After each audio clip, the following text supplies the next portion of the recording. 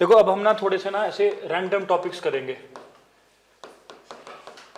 ऐसे ही जैसे इकोनॉमिक्स हो गया, इकोनॉमिक्स में बैंकिंग कोर है, पंचायती राज कोर हो गया, स्टेटस ऑफ वुमेन कोर हो गया, ऐसे ऐसे टॉपिक्स, रैंडम टॉपिक्स करेंगे ताकि हम लोगों को ना एक कॉम्पिटिटिव एज हो बच्चों के ऊपर, जो बाकी बच्चे हैं। तो अगर मैं बोल रहा हूँ भैया कि मंडी में सबसे पहले पंचायत आई ना, ये पूरी दुनिया को पता है, लेकिन आपको पता होना चाहिए कि भैया उसके साथ बिलासपुर और सिरमौर में भी आई है। लेवल ही होना चाहिए पेपर जब देने जाना है। मंडी वाला सबको पता है, मंडी तो मतलब मैं बता रहा हूँ, जो नीचे के बच्चे हैं ना, जो दिल्ली बिहार के यूपीएससी एचएस देते हैं हमारे यहाँ पर आके, उनको भी पता है कि मंडी में थी, उन्होंने भी दुनिया भर का पढ़ लिया होगा। तो हम अब रैंडम टॉपिक्स करेंगे, है ना। तो जिसने नोट्स बनाने होंगे बना लेना, बहुत कम बुक में मेंशन्ड है। जैसे आपका इलेक्शन हो गए 2022 के, पूरा पता होना चाहिए, पूरा पता, कितनी सिटी थी, कितनी फीमेल है, क्या है, जो हमने ऑलरेडी किया हुआ है, पर हम थोड़ा सा एक रैंडम एक्सपेक्ट में इसको करने की कोशिश करेंगे, ठीक है। अगर हम सबसे पहले शुरू करेंगे इकोनॉमी के साथ, ठीक है। अब देखो हिमाचल प्रदेश का एरिया कितना है, 55673 स्क्वायर किलोमीटर, ये नॉर्मल एरिया है हिमाचल प्रदेश का। देखो अभी ना रिसेंटली ना क्या हुआ है, एक ना सर्वे किया, किसने किया सर्वे किया है आपका पालमपुर यूनिवर्सिटी ने, चौधरी श्रवण कुमार यूनिवर्सिटी, CSIR। उन्होंने बोला कि हिमाचल प्रदेश का जो 3D एरिया है ना, कौन सा एरिया, 3D एरिया, क्योंकि इसे ना इकोनॉमिक, एग्रीकल्चर, हॉर्टिकल्चर के एक्सपेक्ट्स निकलने थे। उन्होंने बोला कि जो एरिया है ये है आपका 86,384.77 स्क्वायर किलोमीटर। एक नया डाटा कुछ टाइम में आपके दिमाग में ये जहर में होना चाहिए। अब ये जो एरिया है ये कैसा है, जो हिमाचल प्रदेश का एक 2D एरिया है, मतलब टॉप टू बॉटम इस तरीके से। लेकिन अभी रिसेंटली एक सर्वे हुआ, उस सर्वे में यह बताया गया कि हिमाचल प्रदेश का जो 3D एरिया है वो है आपका 86,384.77 किलोमीटर स्क्वायर। ये कितना बड़ा है, it is around your 56% larger, it is around 56% larger जो आपको देखने को मिलेगा 3D में, मतलब माउंटेन्स पूरा जैसे हम दिखते हैं ना गूगल अर्थ पे, तो इतना बड़ा है हिमाचल प्रदेश। मतलब एक माउंटेन की इस साइड, फिर एक साइड, पूरा एरिया इतना बड़ा है। तो अभी जो मेरे को लग रहा है कि कुछ टाइम में जो काम वगैरह शैली हो जाएगी ना, वो इस एरिया के ऊपर की जाएगी अब। तो सोचो 56% हम ज्यादा हो गए, ठीक है ना। अब जब आपको मैंने ये बताया ना, आपको इसके साथ एक और इंपॉर्टेंट चीज पता होनी चाहिए। वो क्या पता होना चाहिए, 1948 चंबा, सिरमौर, महासू, मंडी, इनका एरिया। फिर 1954 बिलासपुर जुड़ा, तब का एरिया।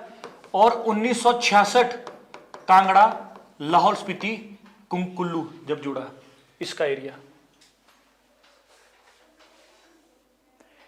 जब हम एरिया की बात करते हैं, हमारे पास 3 डिफरेंट एरियाज आते थे पहले। एक आता था 1948 में, एक आता था 1954 में, एक आता था आपका 1966 में। 1972 में नहीं जुड़ा कुछ हमारे पास, 1962 में बस मैप ऑल्टरेशन हुई है, पर एरिया हमारा जो लास्ट इंक्रीज डिक्रीज हुआ वो 1966 में हुआ है बस। ये हम इसको अलग से करेंगे बाद में कि कितना एरिया था, कौन कौन बंदे थे, हालांकि ये उन वीडियोस में भी है। अभी तो और वीडियोस आएगी जो हम MCQ करें, तो उसमें बहुत ज़्यादा डाउट्स और क्लियर हो जाएंगे तब तक, ठीक है। अच्छा, अब इस एरिया के ऊपर बहुत सारे काम चल रहे हैं, और हिमाचल प्रदेश में अब जो 3D मॉडल निकला उसमें हमको पता लगा कि भाई हिमाचल प्रदेश में हमारे पास 3 सीजन चलते हैं। और एचएस ने पिछले से पिछले पे क्वेश्चन पूछा था, और बड़ा कॉम्प्लिकेटेड क्वेश्चन पूछा था। हमारे पास कितने सीजन है यहाँ पे, 3। पहला सीजन कौन सा चलता है, कोल्ड। फिर क्या चलता है आपके पास, समर्स, जिसको हम क्या बोलते हैं, हॉट। और फिर अभी मानसून सीजन जो क्या चल रहा है आपका, रेनी। क्वेश्चन क्या पूछा था, अगर आपको याद होगा, क्वेश्चन पूछा था कि जो सर्दी है, सर्दी कब से कब चलती है, सर्दी चलती है आपका अक्टूबर से फेब, लेकिन वहां डाला हुआ था मार्च, स्टेटमेंट थी गलत। इतना सा ट्वीक किया था बस। एचएस का पिछले साल का पेपर उठा के देखना, इस क्वेश्चन को देखना, नहीं अटेम्प्ट किया जाएगा, क्योंकि और भी स्टेटमेंट्स इसके साथ, तो अपने आप डाउट होना शुरू हो जाता है। तो अक्टूबर से फरवरी क्या है आपका? सर्दी का मौसम। तो फरवरी से क्या शुरू हो गया आपके? मार्च। मार्च से लेकर कब आता है मॉनसून? जुलाई में। जून तक समर्स, जुलाई अगस्त सितंबर तक आपको क्या चलता है? Rainy season. पहले तो आपको सीजन पता होने चाहिए 3। इन सीजन्स में अगर आप देखोगे उसके साथ एक और स्टेटमेंट जुड़ती है हमेशा। देखो, सबसे ठंडा एरिया तो कोई नहीं पूछेगा आपसे, इट इज इनहेबिटेबल। चाहे वो लियोपुरगियाल है, चाहे वो बारालच्छा है, चाहे वो पांगी है, वो तो नहीं पता ना। लेकिन आपसे जरूर क्या पूछेंगे? सबसे गर्म एरिया कौन सा है? सबसे ज्यादा बारिश कहां होती है? ये आपको पता होना चाहिए। तो जो हॉटेस्ट डिस्ट्रिक्ट वो कौन सी है? ऊना।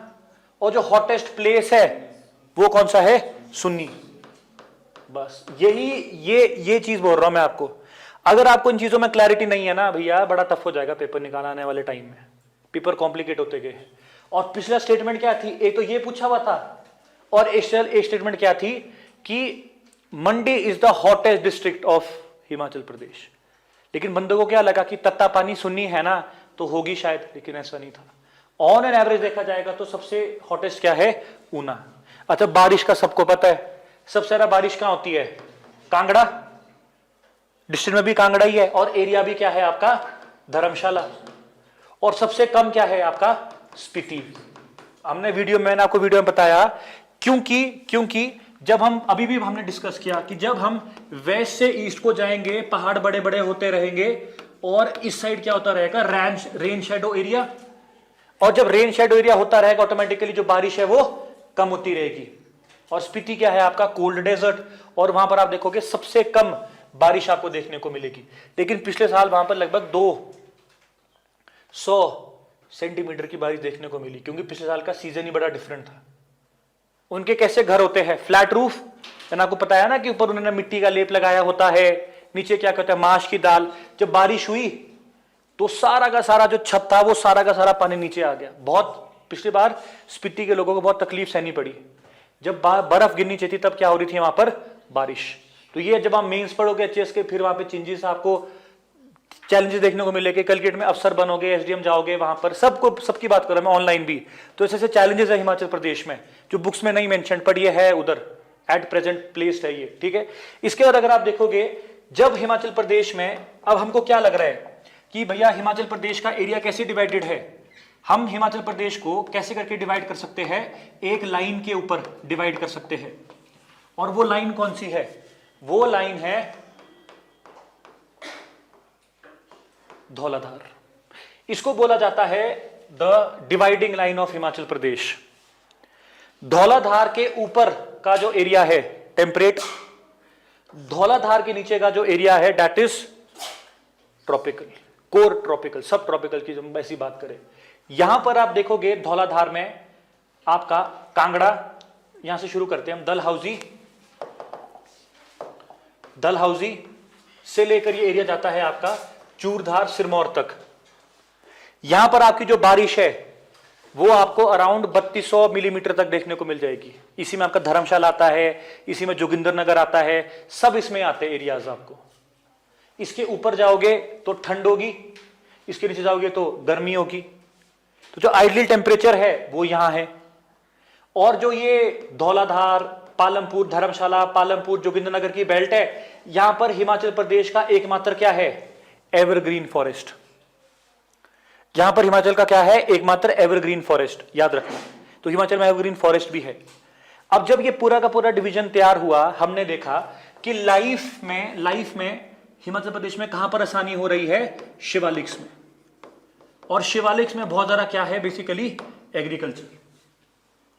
और इनिशियली हमारा जीवन इसी के ऊपर बीता। और हिमाचल प्रदेश में एक चैलेंज क्या था पूरे भारत की तरह? Land settlements. तो जो सबसे बड़ा आपको टॉपिक फंसता है वो फंसता है लैंड सेटलमेंट का। तो जो लैंड सेटलमेंट है ये बेसिकली शुरू कब होगी? सबसे पहले आप देखेंगे ये 1952 में शुरू हुई और 1970 तक चलती रहेगी। तो जो सबसे पहला एक्ट था वो क्या था आपका? Punjab tenancy act, amendment act. तो 1952 में क्या आया आपका, पंजाब टेनेंसी एक्ट। सिंपल था। इसमें क्या बोल दिया कि भैया 1/4 लैंड से ज्यादा नहीं रख सकते आप, सीलिंग लगा दी लैंड होल्डिंग्स पे, क्योंकि क्या करना है, भूदान, लोगों को जमीन देनी है, भूमि देनी है। इसके बाद आप देखोगे ये वाला जो पंजाब टेनेंसी एक्ट था ये आया पंजाब हिल्स में, कांगड़ा वाला पोर्शन। इसी के मद्देनजर रखते हुए हिमाचल में क्या आ गया, हिमाचल प्रदेश टेनेंसी एक्ट 1952। ये आता है हिमाचल प्रदेश की शिमला हिल जो उस टाइम बनी हुई थी इस तरीके से। इसमें क्या लाया गया आपका सेक्शन 3, इसमें क्या लाया गया आपका सेक्शन 3। ये सेक्शन 3 इंपॉर्टेंट है। एक है सेक्शन 3, एक है आपका सेक्शन 144 और एक कौन सा है 118। ये 3 सेक्शन आपको पता होने चाहिए जब हम इकोनॉमिक्स शुरू करते हैं, इसके बिना इकोनॉमिक्स अधूरी है। उससे पहले पता होना चाहिए लैंड ऑर्गेनाइजेशन कि कितना एरिया हॉर्टिकल्चर है, कितना एरिया एग्रीकल्चर है। अगर आप जो अब इसको समझोगे, मैंने पूरा डिटेल में नहीं पढ़ाया, ये एग्रीकल्चरल एरिया है, ये हॉर्टिकल्चर एरिया है, एप्पल उप्पल कहां है इस एरिया में, सब्जियां सुब्जियां दाले दूले कहां है निचले एरिया में, ऊपर के एरिया में कुछ है ही नहीं भैया, ऊपर है ड्राई फ्रूट्स। ये चीज समझो आप, इसलिए ये पता होना चाहिए आपको। चिलगोजा कहां मिलेगा आपको, शिमला के ऊपर किन्नौर में। एप्पल कहां मिलेगा आपको, इस धौलाधार बेल्ट में। जिंजर, कोई भी आप वेजिटेबल कॉलीफ्लावर वगैरह कहां देखने को मिलेगा, शिवालिक में। ये है हमारी हॉर्टिकल्चर डिस्ट्रिक्ट्स, ये है एग्रीकल्चर डिस्ट्रिक्ट्स। इस तरीके से डिवाइड हुआ है हिमाचल प्रदेश। तो हम बेसिकली वही कर रहे हैं, बस मैं थोड़ा समझा रहा था आपको, ठीक है। अब देखो सेक्शन 3 में क्या बोल दिया, सेक्शन 3 में ये बोल दिया कि भैया हम लोग क्या करेंगे, नौ तोड़ का कंसेप्ट लाएंगे। कौन सा कंसेप्ट लाएंगे, नौ तोड़ का कंसेप्ट, मतलब वेस्टलैंड्स जो किसके पास रहेंगे, गवर्नमेंट के पास, जो किसके पास रहेंगे, गवर्नमेंट के पास। इस तरीके से ये पूरा का पूरा सिस्टम शुरू कर दिया। मतलब अगर किसी का ये पुराना लैंड था और वो सरकार से मांगने आ जाता है, उसको रिस्टोर कर देंगे लैंड सेक्शन 41 के अंडर, जो पंजाब का है। लेकिन अगर वो कोई हमारे से लैंड मांगने ही नहीं आया तो हम उसको क्या बना देंगे, नौ तोड़ का कंसेप्ट। पहली बार नौ तोड़ का कंसेप्ट सामने आया इस तरीके से। उसके बाद जो नेक्स्ट मेजर एक्ट चेंज आता है वो आता है 1953 में। 1953 में HP, abolition of big landed estates, abolition of big landed estates, ये वाला एक्ट आ गया कि जो बड़े बड़े बने हैं ना, जिनके पास बड़े बड़े ऑर्चर्ड्स है, ये है सब, इन सबको खत्म किया जाए। एक लिमिट कर दी, एक लिमिट पुट कर दी, और वो लिमिट कितनी थी, 5 एकड़। ये भी आपको पता होना चाहिए। इसमें लिमिट कितनी कर दी, 5 एकड़। तो एक जमींदार है वो मैक्सिमम आपकी 5 एकड़ तक की जमीन को अपने पास रख सकता था। इस तरीके से ये पूरा का पूरा वो हुआ। और जो टेनेंट है, मतलब जो पीजेंट है उसके पास, उसको मिलेगा 1/4, वो तो दिया हुआ है, 1/4 तो दिया हुआ है, लेकिन वो उसको अब इविक्ट नहीं कर सकता, बाहर नहीं निकाल सकता। अब उसका ही हो गया वो हमेशा के लिए। तो एक सिस्टमैटिक तरीके से सरकार ने क्या करना शुरू किया, वो किया।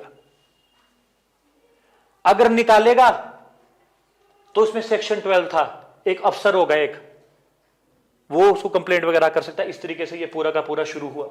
नेक्स्ट अगर आप देखोगे, नेक्स्ट इंपॉर्टेंट जो आपको चलता है वो है आपका 1968। 1968 क्या है आपका, HP transferred territory tenants act, HP transferred tenants territory act, ठीक है। अब क्या हो रहा है, 1966 में क्या हो गया, रीऑर्गेनाइजेशन।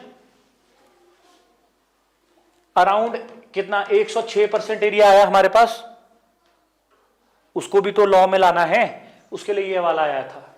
एक्ट का नाम क्या है, ट्रांसफर टेरिटरी, तभी तो ट्रांसफर टेरिटरी डाला हुआ एक्ट में। ट्रांसफर कौन सी टेरिटरी हुई है, कांगड़ा, कुल्लू और लाहौल स्पीति। समझा रहा है आपको क्या हो रहा है। 1966 में ट्रांसफर हुई, लोगों में हुड़दंग मच गई, लोगों में हुड़दंग मच गई, तो सरकार ने एक्ट ले आया बस। तो जो पहले था सेम है ये एक्ट, यहां पे भी सेम प्रोटेक्शन आ गई। उसके बाद आता है आपका 1971 सेम एक्ट, बस एक अमेंडमेंट आएगी इसमें, नॉट दैट इंपॉर्टेंट। और उसके बाद आता है आपका next major act, that is 1972। 1972। अब ये दो मेजर एक्ट है, आप इसको जरूर याद रखें।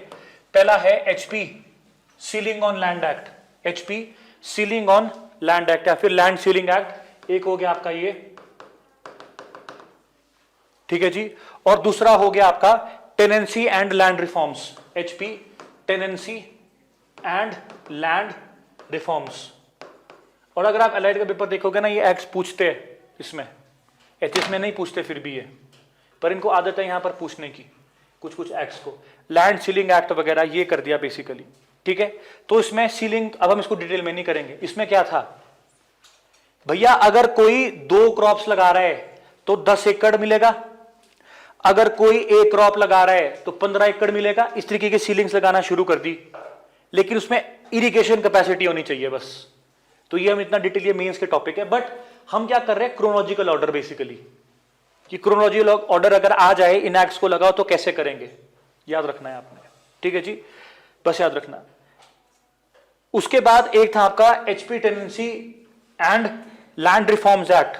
इसमें क्या कर दिया, बिचौलियों को हटा दिया, तो जमींदार वर रिमूव्ड, ये इंपॉर्टेंट है, ठीक है। इसमें क्या कर दिया, द इंटरमीडिएटरीज वर रिमूव्ड, बीच में जो बंदे थे उनको पूरा का पूरा यहां से क्या कर दिया है, रिमूव कर दिया है। बस एक ये याद रखना आप, ये आपने याद रखना है, this is very very important, ठीक है जी। अब बिचौलिए रिमूव कर दिए। अब जब बिचौलिए रिमूव कर दिए, इस एक्ट में इंस्टॉल किया जाता है सेक्शन 118। जिसने क्या किया, जिसने लाया क्या, बैन कर दिया हिमाचल प्रदेश में लैंड को सेल करना, एग्रीकल्चर लैंड को सेल करना। ऐसा नहीं है, ऐसा नहीं है, इसको याद रखना। बेसिकली क्या हो रहा है, बैन नहीं है, क्या है, रिस्ट्रिक्शन है, रिस्ट्रिक्शन। तो ये इसको याद रखना है, चल रहा है ना ये न्यूज में, बहुत टाइम से चल रहा है न्यूज में, पिछले साल की गवर्नमेंट से। तो सेक्शन 118 में रिस्ट्रिक्शंस लाएगी कि जो एग्रीकल्चर लैंड है उसको नहीं बेचा जाएगा। तो जयराम गवर्नमेंट क्या करना चाह रही थी, इसको हटाना चाह रही थी, पर ये नहीं हटा, क्योंकि इसके पीछे काफी ज्यादा रिवोल्ट्स वगैरह हो गए। तो ये आपने याद रखना है। तो कोई भी इंसान जो पर्सनली खुद लैंड को कल्टीवेट नहीं करता, उसको लैंड नहीं बेच सकते, अगर वो बाहर का है, अगर वो बाहर का है और हिमाचल बोनीफाइड नहीं है। तो बैन की जगह रिस्ट्रिक्शन वर्ड आपने याद रखना है। और इसके बाद आता है आपका लास्ट एक्ट 1974, क्या है, HP village common land wasting act, HP village common land wasting act, common land act. Common land को क्या बोलते हैं, शामत, शामलत लैंड, उस वो वाला प्रोविजन है ये बेसिकली, SAMLAT, शामलत लैंड, मतलब कॉमन विलेज लैंड्स लाए गए यहां पर। बस ये लास्ट है, इन्हीं के ऊपर हमारी पूरी की पूरी क्या डेवलप होगी अब, इकोनॉमी। क्योंकि हिमाचल प्रदेश में 89% क्या है, रूरल पॉपुलेशन, और वो क्या करती है, एग्रीकल्चर। बस यहां से हमारा बेसिकली पूरा का पूरा सिस्टम शुरू होता है, ठीक है। तो हमारी जो पॉपुलेशन है जो रूरल एरियाज में रहती है कितनी है, 89.96%, जो एज पर क्या है आपका 2011 का सेंसस। बात हो रही है सेंसस की, क्योंकि सेंसस ही इंपॉर्टेंट है, इरिस्पेक्टिव ऑफ कोई रिकॉर्ड क्या है, कैसा है, कैसा है, कैसा है, ठीक है जी। उसके बाद अगर आप अब यहां पे देखोगे ग्रोथ रेट इस एग्रीकल्चर सिस्टम का, वो क्या होता जा रहा है, डिक्रीज होता जा रहा है, क्योंकि हम मैन्युफैक्चरिंग सेक्टर में बढ़ते जा रहे हैं। अब आप इकोनॉमिक सर्वे में आओगे, इकोनॉमिक सर्वे में चैप्टर नंबर 2, चैप्टर 1 छोड़ो, सीधा chapter number 2, primary sector, secondary sector, tertiary sector. कितनी जीडीपी है, कितनी पोटैटो की पैदावार है, वेजिटेबल की पैदावार कितनी थी, वो पता होना चाहिए, बात खत्म। पहला क्वेश्चन इकोनॉमिक सर्वे का यहां से, इस चैप्टर से, यही, और रेगुलरली पूछा जा रहा है। तो जो डिपार्टमेंट ऑफ एग्रीकल्चर था, अगर इसके टाइमलाइन देखेंगे, जो डिपार्टमेंट ऑफ एग्रीकल्चर था कब बना है, 1948 में, और आस्ते आस्ते आस्ते आस्ते हॉर्टिकल्चर भी जुड़ गया, और हॉर्टिकल्चर सेक्टर थोड़ा डिक्लाइन हो रहा था। इसलिए हम लोगों ने सोचा कि क्यों ना इसको अलग कर दे, और 1970 में हमने क्या कर दिया, डिपार्टमेंट ऑफ हॉर्टिकल्चर को ही अलग कर दिया, कंप्लीट कर दिया कि भैया एक अलग सेक्टर बनेगा इस तरीके से। और अगर आप देखोगे हिमाचल प्रदेश का जितना भी एरिया है उसका 11% जो एरिया है वो क्या है, net sown area. Net sown area क्या होता है, जहां पे कल्टीवेशन की जा रही है। आप समझो हमारा एरिया कितना है, इसका 11.19% है, शायद मेरे को एग्जैक्टली याद नहीं है, मैंने 11% याद रखा क्योंकि इतना तो नहीं पूछे। कितना है, 49 है। 11.49% क्या है हमारा नेट सोन एरिया। मैं बोल रहा हूं आपको, अगर आप पहले भी याद रखोगे ना, 11% बहुत है यार, इतना तो नहीं पूछेंगे। 11.49, 11.48, 11 फिर तो देखना, फिर तो क्वेश्चन ही मुश्किल हो गया बहुत ज्यादा, जिसने पढ़ा उसको भी मुश्किल हो गया वो। तो पहला फिगर याद रखने की कोशिश करो, हो गया हमारा नेट सोन एरिया। इस नेट सोन एरिया के ऊपर हमारा पूरा का पूरा काम चल रहा है। ये जो नेट सोन एरिया है इसमें आपको क्या देखने को मिलेगी, लैंड होल्डिंग्स। ये पिछले साल वाले क्वेश्चन है इकोनॉमिक सर्वे के, डायरेक्ट क्वेश्चन थे इकोनॉमिक सर्वे में आए हुए। अब हमारा जो नेट सोन एरिया है इसमें लैंड होल्डिंग्स है कि कितना परसेंट, कितना हेक्टेयर लैंड लोगों ने अपने पास है, किन के पास है ये। तो समवेयर अराउंड कितना है आपका 9.97 जो एरिया है वो हमारे फार्मर्स है, और 9.4 लाख हेक्टेयर एरिया को वो रूल कर रहे हैं। ये भी अपडेट हुआ है पिछले साल से। तो हमारे पास जो फार्मर्स है वो कितने हैं, 9.4 लाख, और हमारे पास जो हेक्टेयर एरिया है वो कितना है 9.97। अब इसके बाद क्या निकल रहा है, अब इसके बाद बोल दिया अच्छा ऐसा है, फिर आपको एक टेबल मिलता है, उस टेबल में नीचे क्या लिखा होता है, मार्जिनल, स्मॉल, मीडियम, लार्ज, इस तरीके से। मतलब हमारा जो 55673 का 11.49% है, उतने से एरिया में आपके 9.4 लाख फार्मर काम कर रहे हैं, जो कि आपका कितना परसेंट है, 9.97 लाख हेक्टेयर्स का एरिया है। इसमें आपके बनेंगे फार्मर्स। अब फिर सरकार बनाएगी नीतियां, कैसे बनाएगी, एक होगा कोई मार्जिनल फार्मर, फिर बनेगा स्मॉल हेक्टेयर, स्मॉल फार्मर्स, फिर आएगा आपका मीडियम फार्मर्स, और फिर बनेंगे आपके लार्ज फार्मर्स। ये टेबल आपको पूरा पता होना चाहिए, पूरा पता कौन कितने कितने कितने परसेंट है, पूरा इकोनॉमिक सर्वे से ही आपको खुद देखना पड़ेगा पूरा का पूरा। ठीक है जी। इन सब में हमारे को एक चीज समझ आती है कि समवेयर अराउंड 88.85% हमारे पास क्या है, स्मॉल और मार्जिनल फार्मर्स। पूरे हिमाचल प्रदेश में 88.85 क्या है हमारे पास, स्मॉल और मार्जिनल फार्मर्स। एक ये हमारे पास एक इंपॉर्टेंट डाटा है इस पूरी कन्वर्सेशन का। ठीक है जी। इसमें फिर सेमी मीडियम है, 2 से 4 हेक्टेयर उनके पास होता है, मतलब हेक्टेयर की गेम है सारी इसमें, तो वो है, याद रखना आप इसमें। ठीक है, तो ये आपने रखना है। 1 हेक्टेयर कितना होता है, 10,000 स्क्वायर किलोमीटर। मतलब हमारा एरिया कितना है, हमारा एरिया है 55673 स्क्वायर किलोमीटर। अगर इसको मैं हेक्टेयर में लिखूंगा कितना हो जाएगा, 55673 स्क्वायर किलोमीटर, एक और जीरो लग जाएगा, मतलब इसको मल्टीप्लाई कर दो 10,000 से, उतना हेक्टेयर। इस तरीके से कैलकुलेट किया जाता है इसको। ठीक है ना। अब देखो नेक्स्ट आपको क्या पता होना चाहिए, हिमाचल प्रदेश के जोन्स। अब ये जोन्स आपको सारे पैमाने में पता होने चाहिए। हिमाचल प्रदेश में फिजियोग्राफिक डिवीजन अलग है, ये 4 है।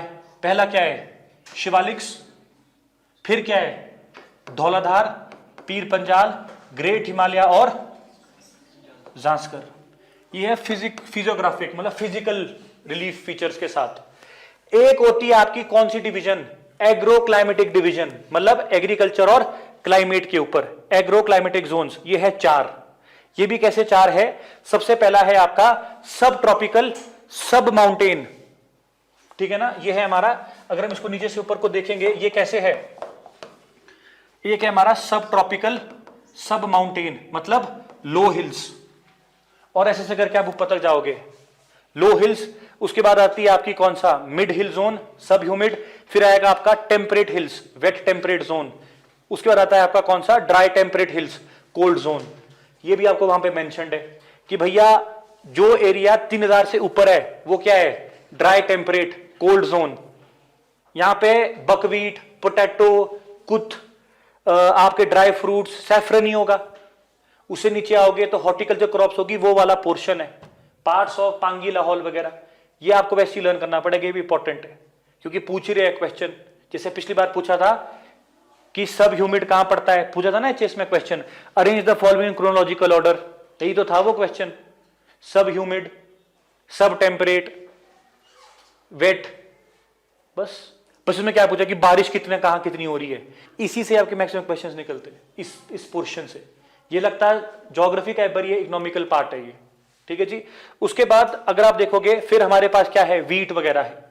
अब देखो ये आपको किसी भी किताब में मिल जाएगा, ब्लोकरा है, चाहे जोग्टा अकेडमी की है, चाहे आकाश है, चाहे एचपी जनरल स्टडीज है। जैसे वीट है RR21, सोनालिका, कल्याण सोना, इसके आपको ये लर्न करने पड़ेंगे वेराइटीज।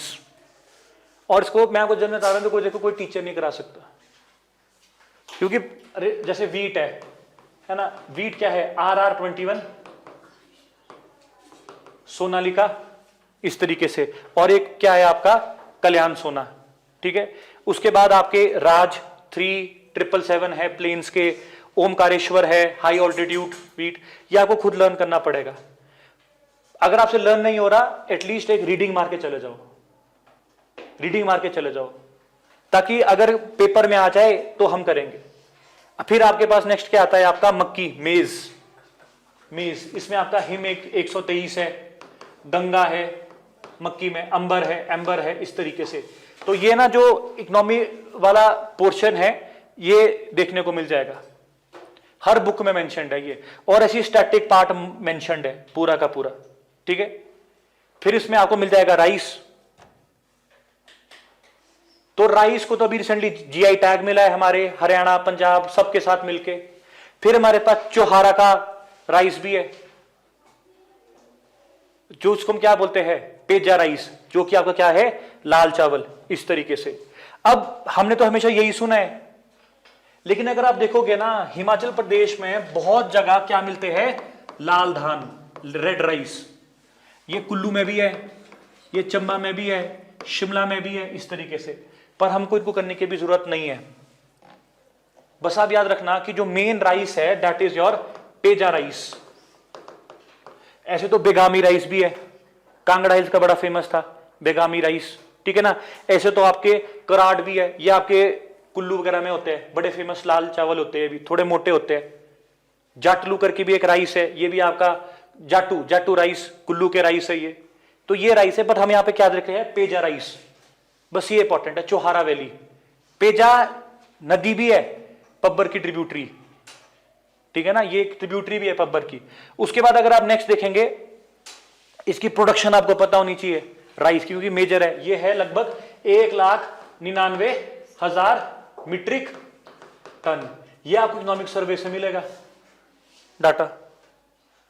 तो आपने क्या करना है, मैं आपको समझा रहा हूं कैसे पढ़ना है। देखो टाइम हमारे पास है नहीं, बट अगर होगा मैं जरूर इकोनॉमिक सर्वे को आपको 1 या 2 तारीख को जरूर करने की कोशिश करूंगा। नहीं तो इकोनॉमिक सर्वे को एमसीक्यू में तो करेंगे ही हम। जब इकोनॉमिक्स पढ़ोगे ना, अगर आपने इकोनॉमिक सर्वे साथ खोल दिया ना और साथ साथ पढ़ लिया, नहीं भूलोगे।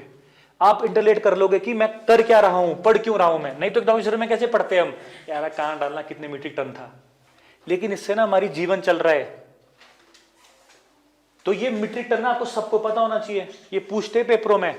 अभी देखो वाला पेपर हुआ था ना, एई का पेपर, असिस्टेंट इंजीनियर कमीशन है, उसमें पूछा हुआ था कि इस साल वीट, कमीशन बोल रहा हूं, कमीशन जो अलाइड करवाएगा, कि इस साल वीट कितना मीट्रिक टन हुआ है। Direct question. तो एचएस में या अलाइड में ये स्टेटमेंट बेस भी आ सकते हैं, और पूछे भी इन्होंने, चाय चूहे के तो पूछ लेते हैं, ये इतने मीट्रिक टन चाय हुई थी जी। तो ये भी आपको याद रखना है। तो जब इकोनॉमिक्स खोलोगे तो साथ साथ खोलना, ठीक है जी। उसके बाद आप क्या होगे, पोटैटो तो आपको पता ही है, सबसे पहले कहां पर आया ये, केलोंग, और उसके बाद आ गया ये शिमला। शिमला में कब आ रहा है ये? 1956 में। तो ये डाटा याद होना चाहिए आपको, ठीक है। शिमला में कुफरी पहुंचा ये 1956 में। तो याद रखना, जो पोटैटो था इसको कुफरी में इंट्रोड्यूस किया गया था 1956 में, ICAR, central organisation agriculture research, उसमें, ठीक है ना। तो ये आप याद रखना, ठीक है। अब एक और चीज याद रखो आप, ये जो पोटैटो का जो रिसर्च सेंटर है ना, ये कहां पर है? कुफरी। लेकिन इनका जो ऑफिस है ना, ऑफिस वो है बेमलोई में। जो रिसर्च करते हैं ना ये, वो करते हैं कुफरी में, रिसर्च सेंटर। लेकिन जो इनका इंस्टीट्यूट है ना, वो है बेमलोई में, शिमला, बेमलोई शिमला। अब एक ना ये वाला डाटा मिलेगा आपको बुक में, ये वाला डाटा मिलेगा आपको बुक में। ये वाला डाटा बहुत ज्यादा इंपॉर्टेंट है, बहुत ज्यादा इंपॉर्टेंट। और मैं आपको बताऊं, अगर आप में से किसी के पास पुराना इकोनॉमिक सर्वे है ना 2015 के आसपास का या 2016 का, उसको फेंकना मत। उसमें दी हुई सबसे अच्छी डिटेल्स, बेशक अब 2024 हो गया है, उसमें दिया हुआ है प्रॉपर कि टिश्यू कल्चर लैब कहां है। अब तो हटाना शुरू कर दिया इकोनॉमिक सर्वे से, लेकिन ये बुक्स में जा चुके हैं, तो ये पूछ सकते हैं पेपरों में। ये बहुत इंपॉर्टेंट है। जैसे ये बोलते हैं ना कि दूध गंगा योजना कौन चला रहा है हिमाचल में? कौन चला रहा है? नाबार्ड। अब ये हटाना शुरू कर दिया, ये पेपरों में पूछे हुए क्वेश्चन है। तो अगर आपके पास मतलब लॉकडाउन से पहले का इकोनॉमिक सर्वे है ना, उसको अपने जहन में रखो। बेसिकली मैं क्या कहूँ, जो नई रजीम आई है ना गवर्नमेंट की, चाहे जयराम जी है चाहे सुक्खू जी है, मतलब वीरभद्र और धूमल टाइम के इकोनॉमिक सर्वे का जो डाटा है ना, उसकी कॉपी एसेंशियल है मेंस पॉइंट ऑफ व्यू से भी। वो होनी चाहिए किसी, कहीं ना कहीं, चाहे डाउनलोड करनी पड़े कहीं से, शॉर्ट्स वगैरह कहीं से भी। उसमें ना बहुत अच्छे तरीके से कंपाइलेशन है इकोनॉमिक्स की, इन स्टैटिकल उसकी, ठीक है जी। अब देखो ये बहुत सारे है, जैसे आपका crack defence, up to date, इस तरीके से। लेकिन इसमें ना एक वैरायटी स्पेशल डेवलप होगी, किसकी? कुफरी की। कुफरी वैरायटी ये होती है 1968 में। अब देखो ना, सिंपल है, 1956 में क्या हो रहा है? कुफरी में रिसर्च आलू इंट्रोड्यूस किया जा रहा है, और कुफरी में क्या हो रहा है? बेसिकली रिसर्च सेंटर बन रहा है। अब ये रिसर्च कर रहे हैं, और 1968 में इन्होंने कुफरी वैरायटी शुरू कर दी। एक बार याद करने की कोशिश करते हैं। 1948 में हिमाचल प्रदेश का गठन हुआ, लेकिन यह था चीफ कमिश्नर स्टेट। 1954 तक हमारे बुरे ही हाल थे, मेहता मुन मिसरूल, बुरे हाल, बेशक पार्ट सी बने हुए हैं। अगला जो मेजर हमारे को अपलिफ्टमेंट मिलेगी ना लाइफ में, वो मिलती है 1956 में, जब हम क्या बनेंगे? Union territory. ऐसे रखे जाते हैं फैक्ट्स याद, सोचना ही नहीं भैया जी। 1948 से लेकर 56 डेवलपमेंट ही नहीं हुई है हिमाचल में, भूल जाओ बिल्कुल। एग्रीकल्चर डिपार्टमेंट बना दिया, मजबूरी थी, कुछ तो बनाना ही था। दो तो मिनिस्टर होते थे, कौन कौन? गौरी प्रसाद और पंडित पद्मदेव। एक थे वाईएस परमार साहब, क्या ही कर लेते वो। एक है रेवेन्यू डिपार्टमेंट में, एक एग्रीकल्चर डिपार्टमेंट, एक है सीएम। ये थे 3 डिपार्टमेंट। फाइनेंस किसके पास है? सीएम के पास। एक है पब्लिक इंफॉर्मेशन, वो थे गौरी प्रसाद जी, और एग्रीकल्चर था पंडित पद्मदेव के पास। क्या ही कर लेते? कुछ नहीं कर सकते थे। 56 में जब यूटी बने ना, फिर थोड़ा मतलब विजन डेवलप हुआ, और आप देखोगे ना उसके बाद मेजर डेवलपमेंट, मेजर पुश मिलता है इकोनॉमिक्स को हिमाचल प्रदेश की। तो आप इसको इस तरीके से याद रखना, एग्रीकल्चर हॉर्टिकल्चर में कुछ भी डेवलपमेंट होगी ना, वो 1956 मतलब यूटी बनने के बाद शुरू होगी। बेशक वो डेमोक्रेसी से हम पीछे हटे हैं एक स्टेप, लेकिन इकोनॉमिक डेवलपमेंट हमने बहुत ज्यादा की। फिर जब 1956 बने, 1957 में क्या हुए? इलेक्शंस, उसमें ठाकुर करम सिंह जीत गए चचेयोट से। फिर वाईएस परमार वगैरह ने बड़ा जोर लगाया, और 62 में क्या हो गए? 63 में क्या हो गए? इलेक्शंस। फिर बनती हमारी सेकंड मिनिस्ट्री। इस तरीके से है ये, ठीक है। तो ये नोट्स ऑलरेडी मैं आपने बताया कि ये डाल दिए टेलीग्राम चैनल पे ऑलरेडी, तो वहां से देख लेना, ये पूरा मेंशन्ड है। तो इस तरीके से याद रखो। तो 1956 में यूटी बनी, डेवलपमेंट स्टार्ट हो गई, अपनी सरकार भी बनी रही है। 1956 में कुफरी में पोटैटो रिसर्च सेंटर आया, 1968 में कुफरी बनाना, यहां पर पोटैटो बनाना शुरू कर दिया। कौन सी वैरायटी है? कुफरी वैरायटी। इसके ज्यादा आपको पोटैटो के बारे में कुछ नहीं पता होना चाहिए। इंट्रोड्यूस कहां हो रही है? मोरेवियन मिशनरीज केलॉन्ग में इंट्रोड्यूस कर रही है 1853 बोलो चाहे 51 बोलो चाहे भैया 57 बोलो, फर्स्ट मास प्रोडक्शन। उसके पोटैटो सीधा यहां खुलता है। उसके बाद है नेक्स्ट आपका टोमेटो। टोमेटो इंपॉर्टेंट है, न्यूज में है, बिलासपुर और सोलन के लोगों को करोड़पति बना के चला गया। तो अब तो छोटे छोटे पिज्जा टोमेटोज आ गया ना, वो कहां पर है, सोलन का हब है। आज की डेट में हिमाचल प्रदेश का सोलन, पूरे हिमाचल प्रदेश में सबसे ज्यादा सोलन इन चेरी टोमेटोज की पैदावार कर रहा है, चेरी टोमेटोज की पैदावार कर रहा है। और सिर्फ खाने के लिए यूजफुल नहीं है वो, मेडिसिन यूज, कैंसर खासकर, जैसे आपके स्किन कैंसर, टैनिंग वगैरह भी हो जाती है ना, उसके लिए बड़ा वो है, तभी वो सोने के दाम बिकता है। ठीक है, तभी वो सोने के दाम बिकता है। तभी उसका नाम क्या है, सोलन लालिमा, क्योंकि वो सोलन में है, सोलन लालिमा। उसके साथ क्या है, हिम सोना, क्योंकि वो सोने के दाम बिक रहा है। और क्या है आपका 2000 प्लस, क्योंकि वो महंगा बिकता है। इस तरीके से याद रखो। पर इस टाइम टोमेटो इंपॉर्टेंट है, टोमेटो इंपॉर्टेंट है इस टाइम। ठीक है जी। उसके बाद नेक्स्ट है आपका जिंजर। उसके बाद है आपका जिंजर। देखो जिंजर जो मैक्सिमम है, ऐसा नहीं है, जिंजर आपका बिलासपुर लोअर पार्ट बल वैली में भी होता है, लेकिन जो सबसे ज्यादा जिंजर आपको देखने को मिलेगा ना, वो है आपका सिरमौर वैली में, पछाड़, पछाड़, राजगढ़ वैली। जो राजगढ़ वैली है, ब्रिटिशर्स लेके आए थे यहां पर, पीच भी वही लेके आए थे। और वाईएस परमार ने बड़ा काम किया। हमने वाईएस परमार को किस लिए जाना है, सिर्फ आजादी दिलाने के लिए, हिमाचल प्रदेश को आजाद करने के लिए। लेकिन वाईएस परमार का बहुत बड़ा रोल है। वाईएस परमार की ऑटोबायोग्राफी जरूर पढ़ना। जैसे बोलते हैं ना कि देखो 3-4 ऑटोबायोग्राफी जरूर पढ़ना, गांधी, भगत सिंह, अंबेडकर साहब, और हमारे अपने एक हो गए शांता कुमार जी, ताकि आपको पता लगे गलतियां कहां नहीं करनी और कैसे नहीं करनी। उनकी गलतियों की वजह से वो कभी सीएम नहीं बने दोबारा, नहीं तो क्रांतिकारी। और एक हो गए हमारे वाईएस परमार साहब। तो सिरमौर, तो जिंजर प्रोडक्शन कहां पर है आपकी, सिरमौर। लेकिन अगर आपको ऑप्शन आता है कि और कहां होती है, ये सोलन में भी हो रही है। सोलन में कहां हो रही है, सपरून वैली, वैलीज के नाम सपरून वैली। और कहां हो रही है, बिलासपुर, बिलासपुर में कहां हो रही है, दामी वैली या फिर दानविन वैली। और कहां हो रही है, मंडी, मंडी में कहां हो रही है, बल वैली, याद रखना। तो जिंजर हमारा एक मेजर सोर्स ऑफ इनकम है आज की डेट में, और बहुत क्विंटल क्विंटल जिंजर हम प्रोड्यूस कर रहे हैं। इसका मीट्रिक टन वगैरह देख लेना आप, कितना है, कैसा है, क्या क्या है। ठीक है जी।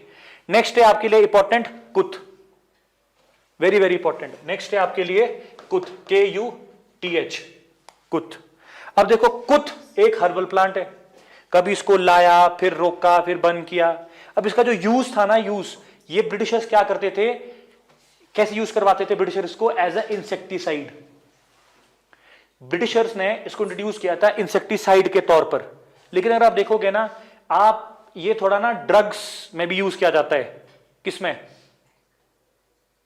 ड्रग्स कौन सा, सोचो, पान पुन खाया आपने, पान टबैको वगैरह, वहां पे भी इसको यूज करते हैं। ठीक है ना। तो फिर इसको बीच में बंद कर देंगे इस तरीके से। ठीक है। सो 1925 में इसको कहां पर इंट्रोड्यूस किया गया, लाहौल वैली में। बेसिकली कहां पर इंट्रोड्यूस किया गया था, पतन वैली में। लाहौल वैली नोन एज और पतन वैली, स्वांगलास के पास। उसके बाद चला चला चला चला चला, फिर इसको बीच में बंद कर दिया 1972 में। एक तो डिफिकल्ट प्रोसेस है, दारू दूरू भी बनते, थोड़ा ड्रग्स के लिए भी इसको वो करे थे। 1972 में सरकार ने क्या कर दिया, इसको बैन।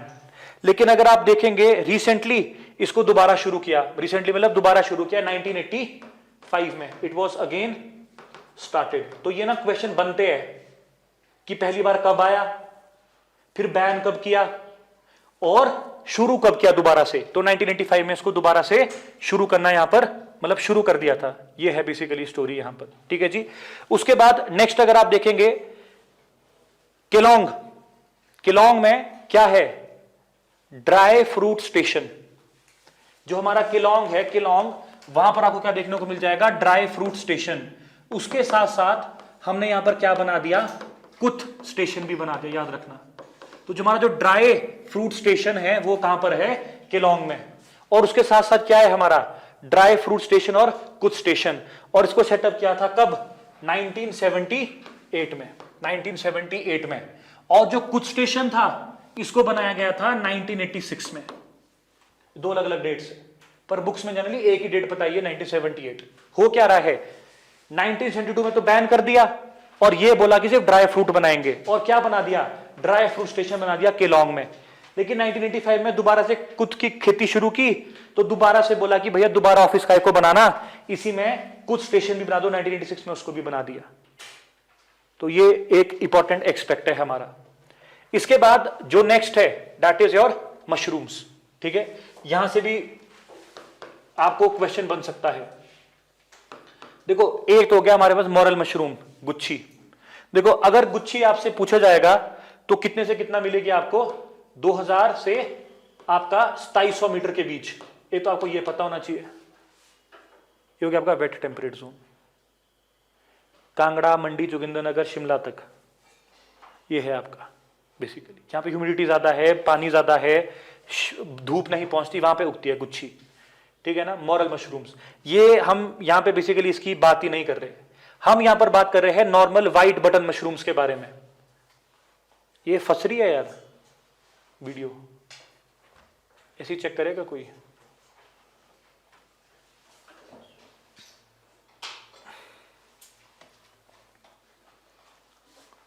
ठीक है, अब देखो जो मशरूम है ना, जो ये व्हाइट बटन मशरूम है, 1977 में फंस रही है।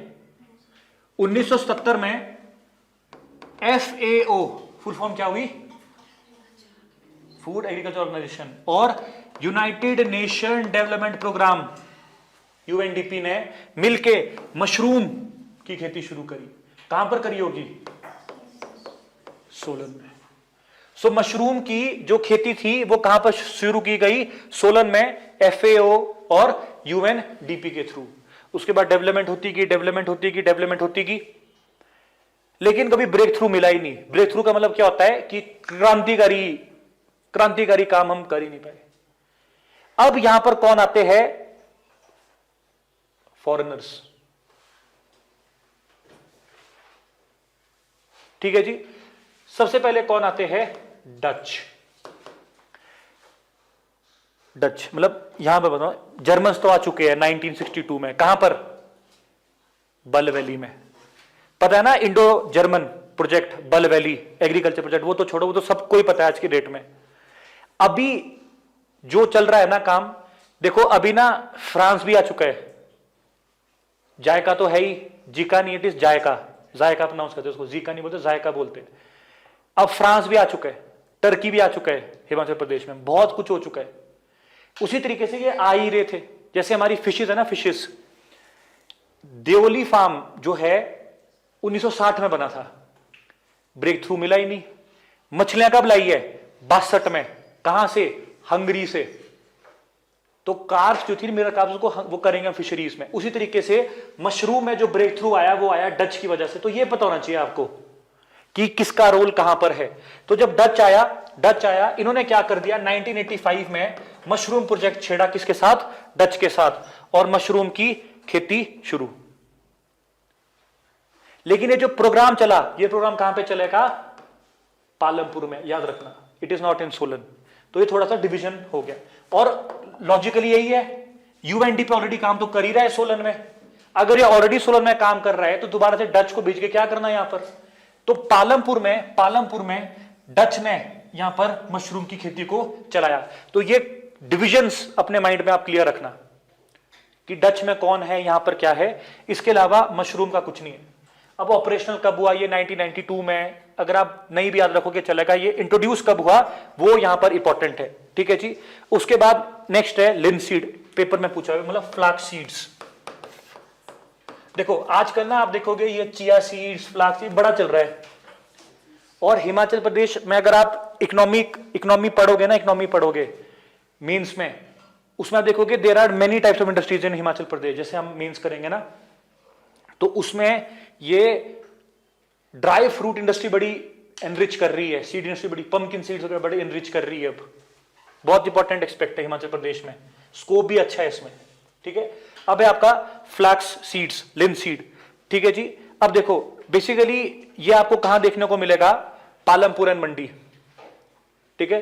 सिर्फ इतना याद रखो, it is found in your Palampur and Mandi, इतना याद रखो। अभी रिसेंटली इसको इंट्रोड्यूस किया गया है आपके कुल्लू में, रिसेंटली बोल रहा मैं 2021-22, इतना रिसेंटली इसको कहां पर इंट्रोड्यूस किया गया है, कुल्लू में।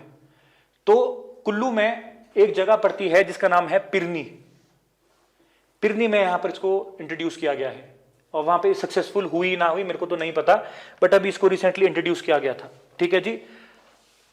अलसी की बात कर रहा हूं मैं बेसिकली, अलसी की बात, ठीक है ना, इस तरीके से। उसके बाद देखो अलसी क्या है ना, जिनको कोलेस्ट्रॉल होता है उनके लिए बड़ी जीवनदायक है ना, तो उसकी वैरायटीज कौन कौन सी है, एक तो होगी जीवन, याद रखना, एक होगी नगरकोट, इस तरीके से जीवन, नगरकोट वगैरह, तो ये है। उसके बाद नेक्स्ट आप देखेंगे जो इंपॉर्टेंट है वो है हमारे पास वेजिटेबल्स। अब वेजिटेबल्स हमारे पास यूरोपियन तो होनी ही होनी है, क्यों, क्योंकि यूरोपियंस तो थे, जैसे ब्रोकली है, लेटस है, बहुत ज्यादा चलता है हमारे, ठीक है। अब उसके बाद अगर आप देखेंगे जैसे ब्रिंजल है, ये छोटे मोटे चीजें हैं, ये भी आपको यहां पे देखने को मिलेगी, ये सब आपको मिल जाएगा। सबसे पहले आपका ब्रिंजल, तो ब्रिंजल है ना, जो brinjal it is a native, it is been developed by Chaudhary CSK, Chaudhary Shravan Kumar university Palampur. तो जो ब्रिंजल है ना, ब्रिंजल ये आपको कहां देखने को मिल जाएगा, पालमपुर में, और इसकी वेराइटीज इंपॉर्टेंट है, जैसे केशु, HHRT, तो ये आप देख लेना, अर्कनिधि वगैरह ये बुक्स में मेंशन्ड है। उसके बाद नेक्स्ट आपको देखने को मिल जाएगा कलीफ्लावर, फिर आपका ब्रोकली है, समृद्धि DPP B1, तो ये ना आपको ऐसी लर्न कर करके करना पड़ेगा, कर करके लिख के बार बार। इसमें जो आपको याद होना चाहिए वो याद होना चाहिए शुगर बीट, पेपर में बहुत बार पूछ लिया है। पूरे हिमाचल में शुगर बीट कहां पे होती है, आपके किन्नौर में, बस इतना पता होना चाहिए, बाकी कुछ नहीं। Sugar beet is in your Kinnaur, बस इतना पता होना चाहिए, बाकी कुछ पता नहीं होना चाहिए, ठीक है, यस, बस। फिर हमारे 2-3 प्रोजेक्ट्स चलते हैं मेजर। अब देखो नेक्स्ट आपको एक क्वेश्चन जो बनेगा ही बनेगा ना, वो बनेगा प्रोजेक्ट से। तो अगर आप प्रोजेक्ट देखोगे, ये कहानी शुरू होती है 1962 में, कहां से, मंडी से। उसके बाद 1967 कहां गया, कांगड़ा।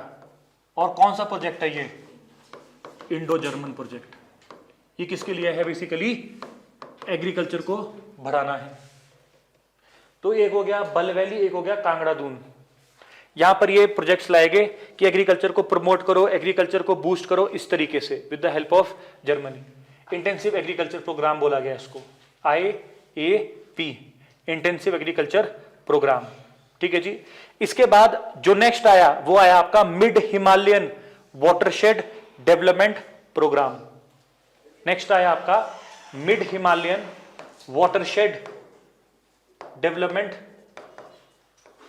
प्रोग्राम, कि भैया जो ये मिड हिमालयाज है, यहां पे जो इरिगेशन जो कैपेसिटी है इसको इंक्रीज करना है, बूस्ट करना है इसको। अब याद रखना, जितने प्रोजेक्ट में वाटर नाम आ गया ना, जितने भी प्रोजेक्ट में वाटर नाम आ गया, वो कौन करेगा, वर्ल्ड बैंक। जैसे Shimla water development programme, World Bank. Mid Himalayan watershed programme, World Bank. उसके बाद एक है आपका गिरी, उसमें फ्यूजन किसके पैसों का है, वर्ल्ड बैंक का, क्योंकि बेसिक लाइवलीहुड की बात है यहां पर। तो वर्ल्ड बैंक ने 2005 में क्या कर दिया, mid Himalayan watershed development programme शुरू कर दिया। और जिसके कारण आप देखेंगे जो मिड हिमालयास था वहां पर ताबड़तोड़ तरीके से हुई। अब जो मिड हिमालयास है ना, मिड हिमालयास में सिर्फ 2 डिस्ट्रिक्ट नहीं आती, किन्नौर और लाहौल स्पीति, ये नहीं है इसमें। चंबा में मिड हिमालयास है, कांगड़ा में भी है, शिमला में भी है, मंडी में भी है, कुल्लू में भी है, सिरमौर में भी है, और उसी के साथ साथ नीचे के एक्सटेंशन है। सिर्फ लाहौल और किन्नौर एक ऐसा एरिया है जहां पर आपको सीधा क्या मिलता है, ग्रेट हिमालयन रेंजेस और पीर पंजाल के टॉप, मतलब टॉप में ही चलेगा काम। तो यहां पर क्या हुआ, एक्सक्लूडिंग लाहौल स्पीति एंड किन्नौर, सारी की सारी 10 डिस्ट्रिक्ट्स इस प्रोग्राम में है। तो रट्टा नहीं मारना है, इसका नाम ही बता रहा है कि कौन सी डिस्ट्रिक्ट छोड़ी है। हायर हिल्स, मिड हिमालयास नहीं, हायर हिमालयास, तो वो कौन सी है, लाहौल स्पीति और किन्नौर। इसको बाहर निकाल दो, बाकी 10 की 10 जगह चल रही है इस तरीके से, ठीक है। तो 5 साल का प्रोजेक्ट था, अब इसको दोबारा से अब वो कर दिया। बाकी इसको थोड़ा सा आप अपने हिसाब से देख लेना, ठीक है जी। ये है। अब यहां पर देखा कि प्रोजेक्ट्स तो शुरू कर दिए। अब किसानों को भैया कुछ खेती खुती करने के लिए कुछ ट्रेनिंग तो देनी पड़ेगी। तो हमने ये डिसाइड किया कि क्यों ना हम फार्मर ट्रेनिंग सेंटर खोले। ये कहां खोल सकते हैं हम, शिमला में, शिमला एक कैपिटल है, शिमला में सब कुछ हो रहा है, सरकार शिमला से ही चल रही है। तो मशोबरा में फार्मर ट्रेनिंग सेंटर खोल दिया। जैसे पंचायत ट्रेनिंग सेंटर है ना यहां पर, उसी तरीके से क्या है यहां पर, फार्मर ट्रेनिंग सेंटर समेटी। कहां पर, आपके SAMETI समेटी, वहां पे जगह पड़ती है, ठीक है ना, इस तरीके से। ये आपको याद रखना है बस। ये पंचायत वाला तो बुक में मेंशन्ड है, तो ये आपने याद रखना है, ठीक है जी। नेक्स्ट आप इसमें एक और चीज लिखेंगे। अब देखो ट्रेनिंग किसी ना किसी को तो करानी है, सो इसमें लिख दो इट वाज एडेड बाय, जो लिख रहे हैं it was aided by World Bank. जो ट्रेनिंग वगैरह के लिए फंड्स एलोकेट वगैरह करेगा वो कौन करेगा, वर्ल्ड बैंक। बस इसमें इतना पता होना चाहिए, बाकी कुछ नहीं है। और क्यों जरूरी है एग्रीकल्चर, और इसलिए जरूरी है क्योंकि क्या चाहिए, बेसिकली हमको क्या करना है, इरिगेशन। अब दोबारा से आपको क्या खोलना पड़ेगा, इकोनॉमिक सर्वे, इरिगेशन खोलना पड़ेगा। सबसे बड़ा प्रोजेक्ट इरिगेशन कैनाल, सबसे छोटा मंडी में कितने हैं, पिन्ना कहां है, पिन्ना न्यूज में है। हमारे डिप्टी सीएम ने कोई 300+ करोड़ रुपए एलोकेट किए इसको, पिन्ना को, चांगर। तो ये जितने भी है ना, ये आपको थोड़े थोड़े पता होने चाहिए जो हमारे इरिगेशन वो है। जैसे आपका सिद्धता है, आपका कांगड़ा का, बल इरिगेशन हो गया मंडी का, चंगेर हो गया आपका बिलासपुर का, चांगर का, ये पिन्ना हो गया आपका हमीरपुर नदौन, तो थोड़ा कांगड़ा तक चल जा रहा है, नूरपुर एरिया, ठीक है ना, इस तरीके से पूरा पीछे को एक्सटेंशन। और जो सबसे बड़ा है वो कौन सा है, शांगेर इरिगेशन प्रोजेक्ट, इस तरीके से, ठीक है। एक बोलो, शाहनहर, ठीक है जी, ठीक है। अब देखो क्या है बेसिकली, अभी तक यहां पर 2 प्रोग्राम्स चले नहीं थे। एक था पिन्ना, उसको भी ऑपरेशनल कर दिया, वो मैंने आपको भी लिखाया, सीएम सुक्खू ने बहुत पहले से कर दिया था लोकेट। और दूसरा आपने याद लिखना है कि in Sirmaur flow irrigation scheme has been started. ये इंपॉर्टेंट है, ये करंट अफेयर है। कौन सी स्कीम, फ्लो इरिगेशन स्कीम। देखो सिरमौर में ना बहुत सी डेवलपमेंट्स हो रही है, wide summit Nauradhar, flow irrigation scheme, introduction of fisheries in Giri river, क्योंकि बाटा में तो मछलियां खत्म होगी, 1-1 सेंटीमीटर तो पानी चला होता है बाटा नदी में, तो थोड़ा ऊपर को शिफ्ट कर रहे हैं उसको।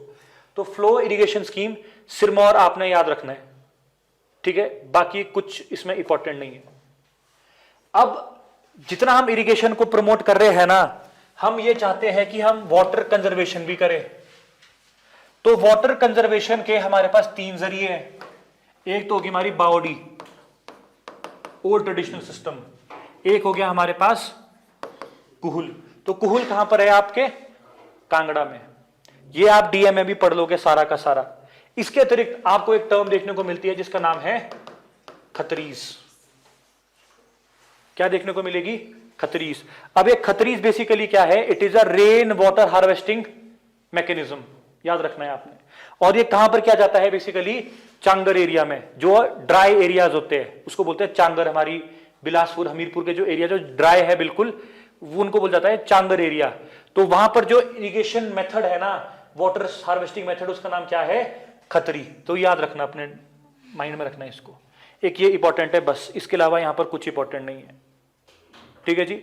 इसके बाद आपका जो नेक्स्ट इकोनॉमिक पैटर्न है that is your animal husbandry.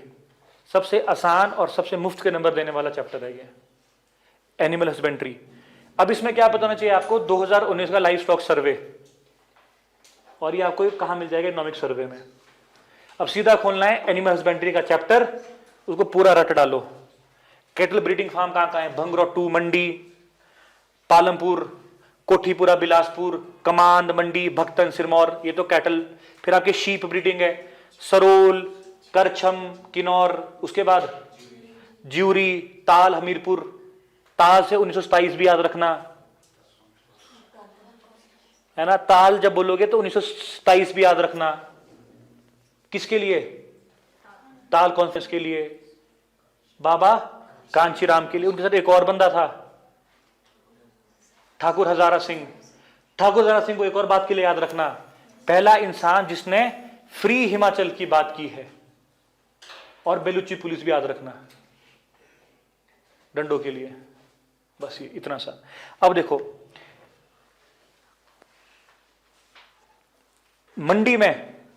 मंडी में जो नगवाई एरिया है वहां पर शीप जो ब्रीडिंग है वो कौन सी है, राम बुलेट। इसको फंड कौन कर रहा है, यूएनडीपी। बस इतना याद रखना। ये सारा बुक में डाटा है, बस ये डाटा नहीं दिया कि जो राम बुलेट है इसको फंड कौन कर रहा है, यूएनडीपी। बस बाकी सारा डाटा इसमें अवेलेबल है। Rambouillet, Scotch, black face, ये इन्होंने वैसे पूछा हुआ है, ये इन्होंने ऑलरेडी पूछे हुए हैं। जितने ये नाम है ना, Scotch, black face, Rambouillet, Merino, Polwarth, मेरे ख्याल से पिछले साल पूछे थे कि एनटी में पूछे थे। ये पूछे हुए डायरेक्ट क्वेश्चन कि क्या है, इस तरीके से। अच्छा, अब एक एरिया है चूरी, कहां पर है, चंबा में, चूरी चंबा। यहां पर क्या है आपका, वूल सेंटर। चंबा में क्या है आपके, चूरी में वूल सेंटर, शीप वूल सेंटर, ठीक है ना, ये आपने याद रखना है। चूरी चंबा वूल सेंटर। अनिकेत जी बोल रहे कि हॉर्स ब्रीडिंग फार्म एट लारी, ये हमने देख लिया था, लारी, ठीक है ना। याक ब्रीडिंग फार्म भी है, एक तो है ना याक फार्म, ये तो याक सेंटर जो मेन, वो तो आपके अरुणाचल प्रदेश में पड़ता है उन्हें, लेकिन यहाँ पे एक याक ब्रीडिंग वो जो बन रहा है, प्रजनन जो किसकी, काऊ और याक के बीच, वो वहां पर है। तो लारी एक इंपॉर्टेंट प्लेस है, ठीक है जी। अच्छा, उसके बाद नेक्स्ट आप याद लिखेंगे, ये पूछा था मेरे ख्याल से 2019 में, ईमू ब्रीडिंग फार्म 2019 में पूछा था ये, ठीक है ना। अब दिक्कत क्या है ना कि ये सोलन में भी है, लेकिन ज्यादा बड़ा और सबसे पहला कहां बना, ये गंदवाल ऊना में, ईमू ब्रीडिंग, ये 2019 में पूछा। देखो यहां से क्वेश्चन आएगा ही आएगा, मैं आपको बोल रहा हूं। अब वो आपकी किस्मत है कैसा पढ़े, मैच द फॉलोइंग पढ़े कि क्या पढ़े। Emu breeding farm, Solan, Gandwal, Una, sorry Gandwal Una, तो ये एक इंपॉर्टेंट है, ठीक है। उसके बाद आपके कौन से, रैबिट फार्म्स। तो रैबिट फार्म्स दो जगह है, कांदवड़ी कांगड़ा और मंडी नगवाई। तो नगवाई में कौन कर रहा है, यूएनडीपी, याद रखना। तो नगवाई में तो राम बुलेट फार्म भी है, दूसरा कौन सा है आपका, रैबिट। अभी रिसेंटली कहां खुला है पहला प्राइवेट फार्म, पतली कुल्लू, पहला प्राइवेट रैबिट फार्म, पहला प्राइवेट रैबिट फार्म कहां पर खुला है आपका, पतलीकुल, याद रखना, कुल्लू, पतलीकुल कुल्लू, बस इतना याद रखना। क्योंकि ये थोड़ा बोल रहे ना कि देखो अभी तो ये बोल रहे कि भाई एचआरटीसी का भी हम क्या कर देंगे, निजीकरण, प्राइवेटाइजेशन, एचआरटीसी का भी। तो थोड़ा अब इकोनॉमी वैसी होती जा रही है हमारी, ठीक है ना। उसके बाद पीसी कल्चर, फिशरीज बेसिकली। तो आपको मैंने सबसे पहले बताया है, देखो 3 तरह की मछलियां हैं हिमाचल प्रदेश में, कौन कौन सी है, ट्राउट, उसके बाद है मशीर, कार्प। ये तो कहीं भी सरवाइव कर लेती है, ये एग्जॉटिक है कोल्ड वाटर में। और कार्प होगी आपकी कौन सी, वार्म वाटर। इसका मतलब ये मिलेगी आपको लोअर हिल्स में, ये मिल जाएगी आपको किधर भी, ये मिल जाएगी आपको कोल्ड वाटर में, मतलब हायर हिल्स में, बीच जैसे में, है ना। इसको लाया 1909 में। कहां पर लाए? पतलीकुल में। कौन लेके आया? होगल। चाहे वोगल हो, टिक कर देना बस। होगल वोगल कुछ नहीं पता कौन था, पर था कोई, श्रीमान जी थे। मशीर, मशीर फिशेस कहां पर आ रही है आपकी? मछियाल लेक। जगह का नाम क्या है?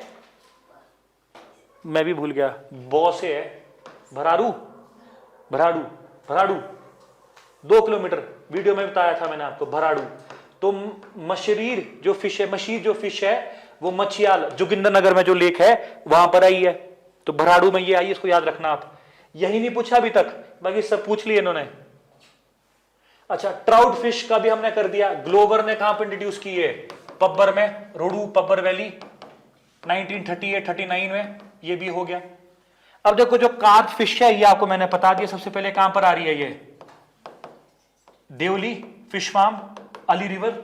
लाने वाली कौन सी सरकार है आपकी? Hungarian government, mirror carps. तो ये आपने याद रखना है, ठीक है जी।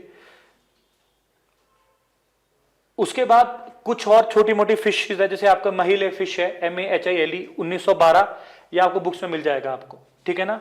अच्छा, अब आपको एक क्वेश्चन क्या बन सकता है यहां पर कि जो ग्लोबर था ना, ग्लोबर, इसने फिश फार्म आंध्रा रिवर में लाई।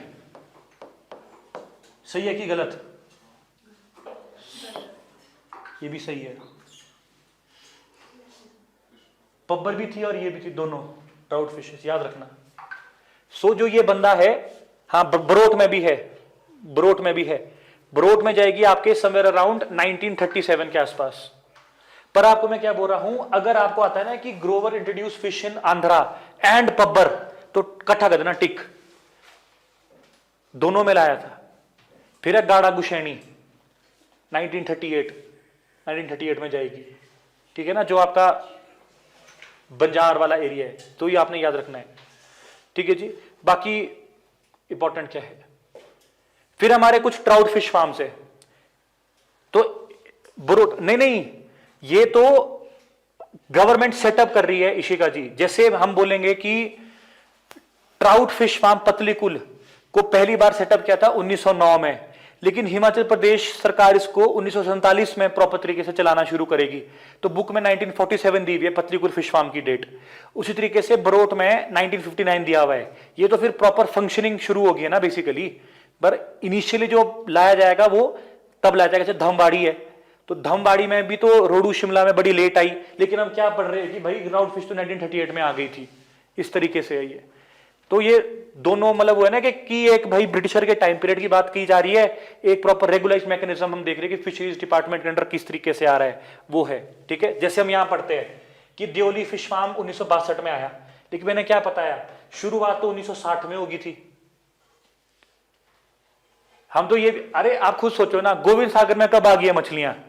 जब गोविंद सागर बन के तैयार था। इसका ना मछलियां तो ऑलरेडी थी भैया। मछलियां सबसे पहले कहां से लाई गई थी? कश्मीर से। चली नहीं, पर वो सर्वाइव ही नहीं कर पाई। फिर लाए आपके साउथ से, नहीं सर्वाइव कर पाई। फिर एक सेम मेडिटेरियन क्लाइमेट ढूंढना पड़ा, वो क्या था? फॉरेन, हंगरी, नीदरलैंड वगैरह। फिर वहां से लाए मछलियां। तो सबसे पहले आप देखेंगे, अगर आप इनकी हिस्ट्री पढ़ोगे ऑफिशियल वेबसाइट पे, तो ये बोलते हैं कि सबसे पहले कहां से लाई थी मछलियां? कश्मीर से। ट्राउट चली नहीं। फिर लाए साउथ से, नहीं चले। और आज डेट में उल्टा हो रहा है। हिमाचल प्रदेश ने 1 लाख फिशेस के अंडे भेजे हैं साउथ को और बांग्लादेश को। अब उल्टा और इतनी पैदावार है हमारे पास। तो ये एक अच्छी बात है, क्योंकि फिशरी एक मेजर सेक्टर है हमारा। तो मत्स्य क्या है वो? मत्स्य योजना देख लेना थोड़ी स्कीम इकोनॉमिक सर्वे की। फिशरीज चैप्टर इंपॉर्टेंट है अलाइड के पेपर के लिए। अलाइड इसी में तो रिवॉल्व है, अलाइड एंड एग्रीकल्चर एक्टिविटीज में, ठीक है जी। उसके बाद अगर आप देखोगे, एक आपका होली चंबा भी है, एक आपका सांगला किन्नौर भी है। फिर आपकी कार्प असलू नाला मंडी है, बेसिक है। मशीर मछियाल मंडी, ठीक है जी। पोंग बाकी छोड़ो आप। अच्छा, एक चीज आपने क्या पढ़ के जाना है, देखो 2 चीजें आपने और पढ़ के जानी है, थोड़ा थोड़ा हम यहां पे देख लेंगे। एक है आपके कीवी और दूसरा है आपके टी।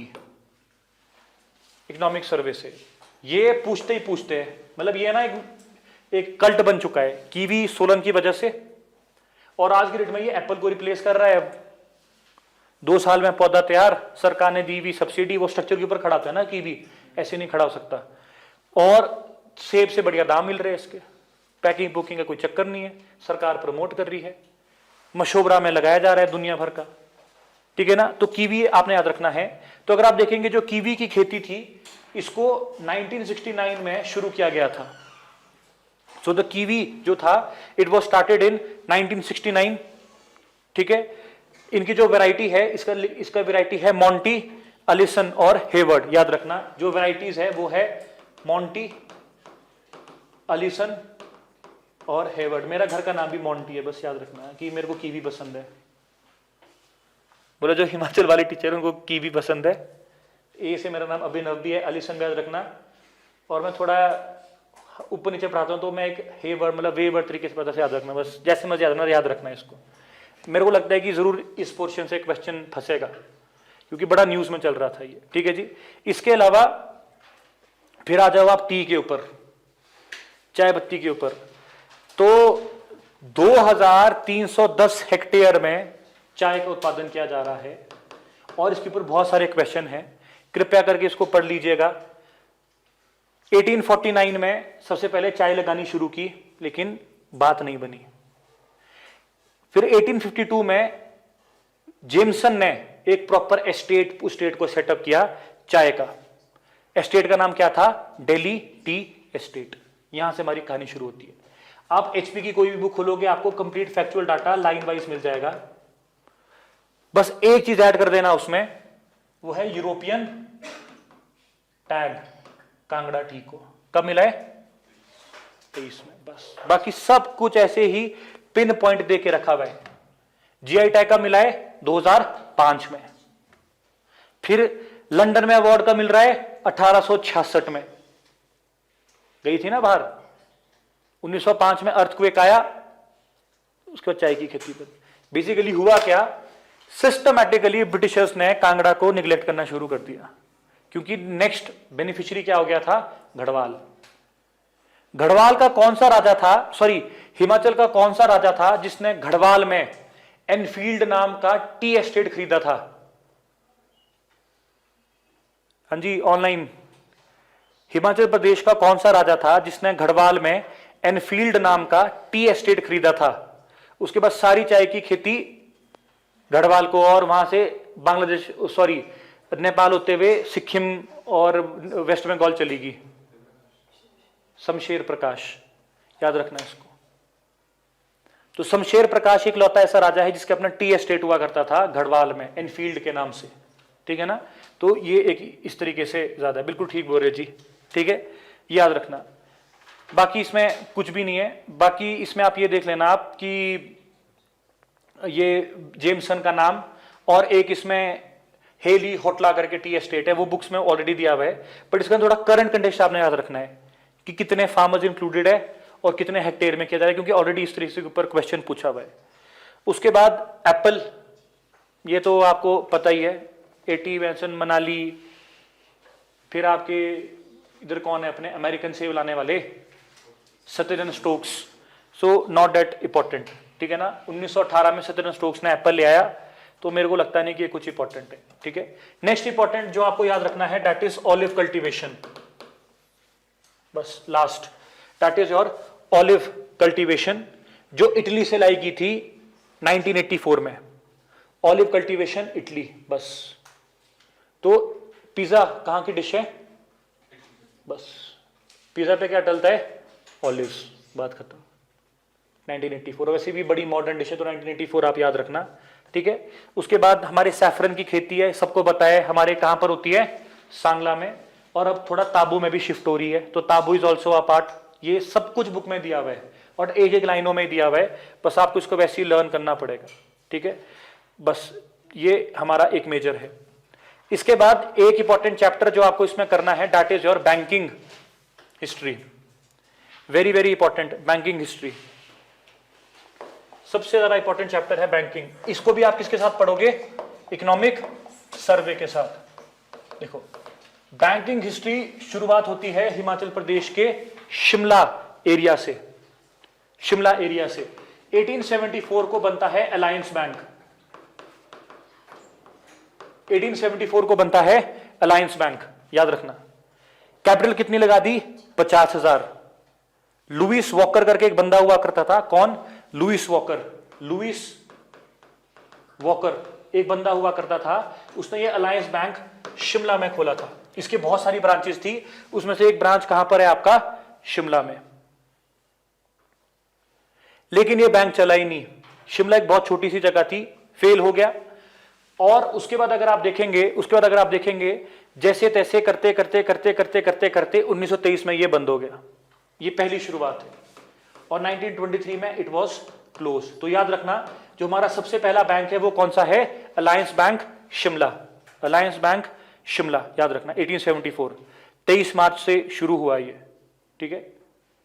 उसके बाद अगर आप देखोगे, इससे पहले भी एक बैंक था, लेकिन उस बैंक को बुक में नहीं डाला हुआ है। इसको आप बक्से में बनाना, शिमला बैंक के नाम से बस।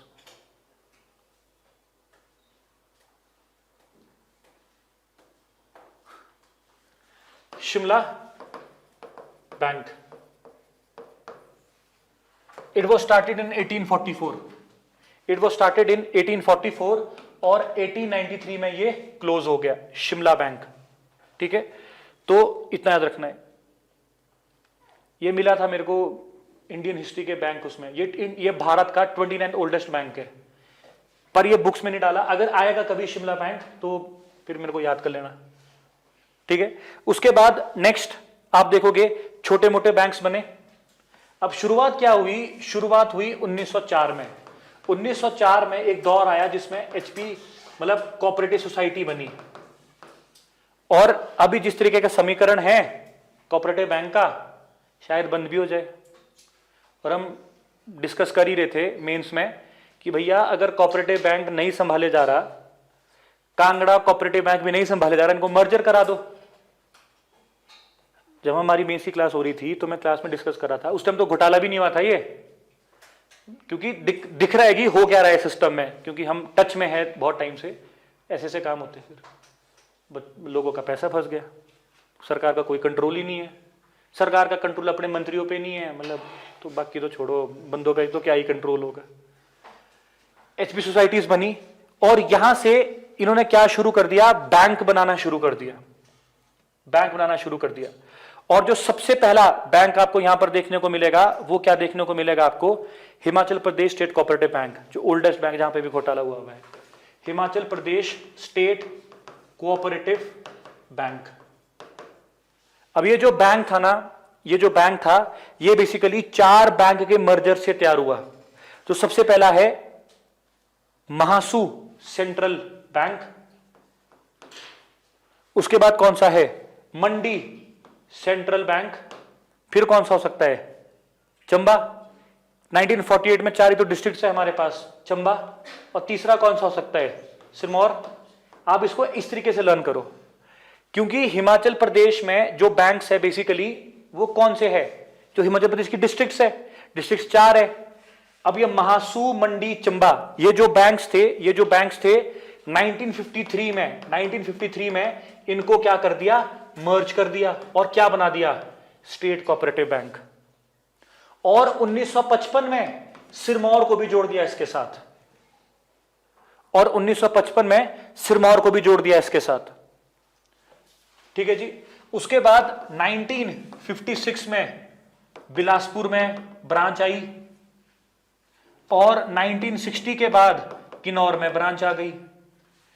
तो जो Himachal Pradesh state cooperative bank है वो कितनी डिस्ट्रिक्ट में ऑपरेट करता है? 6। महासू मतलब शिमला, मंडी, चंबा, सिरमौर, किन्नौर एंड बिलासपुर।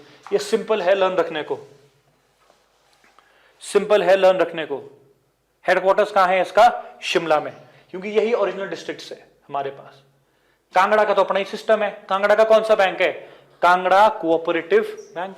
तो कांगड़ा, हमीरपुर, कुल्लू में क्या होगा? Kangra cooperative bank. ऊना में भी कांगड़ा कोऑपरेटिव बैंक है। अच्छा, सोलन में क्या है? Jogindra central bank. बात खत्म। उसके बाद उसके बाद जो नेक्स्ट है आपका, that is your Kangra cooperative bank, और उसके बाद क्या है आपका जोगिंद्रा कोऑपरेटिव बैंक। तो जो जोगिंद्रा कोऑपरेटिव बैंक है वो आया 1924 में, जोगिंद्रा कोऑपरेटिव बैंक आया 1924 में, नालागढ़ में इसकी ब्रांच बनी, सबसे पहली नालागढ़ में ब्रांच बनी। और एक है आपका कांगड़ा कोऑपरेटिव बैंक, ठीक है।